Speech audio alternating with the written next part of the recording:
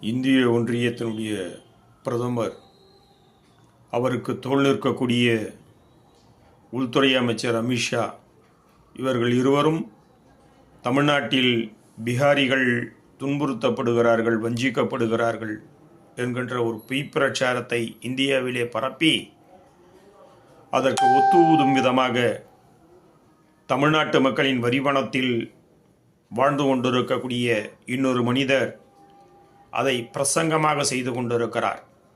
இன்றைய செய்தி, ஒரு 2-3 நாட்களுக்கு முன்பாக சென்னை பூங்காநகர் ரயில் நிலையத்தில் விபத்துக்குள்ளாக்கப்பட்ட 26 வயதுடைய இளைஞர் தன்னுடைய இடதுகை துண்டிக்கப்பட்டு வலதுகை நசுங்கிய சூழ்நிலையில் சென்னை ராஜீவ்காந்தி அரசு பொது மருத்துவமனையில் அனுமதிக்கப்பட்டு 7 மருத்துவர்களும் பெண் மருத்துவர்கள் அவர்கள் மேற்கொண்ட அறுவை சிகிச்சையின் மூலமாக துண்டிக்கப்பட்ட இடதுகை அப்படியே நசுங்கி இருக்கக்கூடிய வலது கையில் பொருத்தப்பட்டு இன்றைக்கு அந்த 26 வயதுடைய பீகார் மாநிலத்தினுடைய இளைஞர் கொஞ்சம் உடல் நலம் தேறியதற்கு பின்னால் இடதுகையை சீர் செய்யும் விதமாக செயற்கை கை பொருத்தப்படும் என்று நம்முடைய மாண்புமிகு அமைச்சர் அண்ணன் மா சுப்பிரமணியன் அவர்கள் அறிவித்திருக்கிறார். அதேபோல இனியவர் இளைய கலைஞர் அண்ணன் உதயநிதி ஸ்டாலின் அவர்களுடைய பிறந்தநாள் விழா நிகழ்வின் வாயிலாக அன்றைய தினம் பிறந்த குழந்தைகளுக்கு கணையாழி அணிவிக்கக்கூடிய நிகழ்வும் நடைபெற்றிருக்கிறது. அந்த நிகழ்வில் 47 குழந்தைகளுக்கு அண்ணன் மாசு அவர்கள் கணையாழி அணிவித்திருக்கிறார்.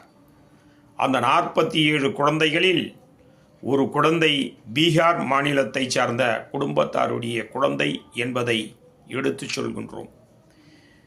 இப்பொழுது சொல்லுங்கள், இந்தியாவில் இருக்கக்கூடிய வடமாநிலத்தில் இருந்து தமிழ்நாட்டிற்கு பஞ்சம் படைக்க வந்திருக்கக்கூடிய எந்த மாநிலத்தவர் தமிழ்நாட்டில் தாக்கப்பட்டிருக்கிறார்?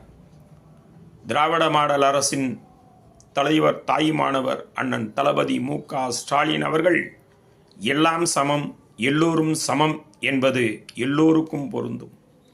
பொய்யை மாத்திரமே மூலதனமாக கொண்டு ஜனநாயகத்திலே எந்த ஒரு சக்தியும் வேரூண்டி நிலைத்து நிற்க முடியாது என்பதனை நினைவில் வைத்துக்கொண்டு நாம் இந்த தேசத்தில் இந்தியனாக வாழ்கிறோம் என்றாலும் கூட நம்முடைய உரிமை நாம் தமிழர்கள் என்பதனை மறவாமல் திராவிடமும் தமிழும் வெல்லும் என்கின்ற உரிமையோடு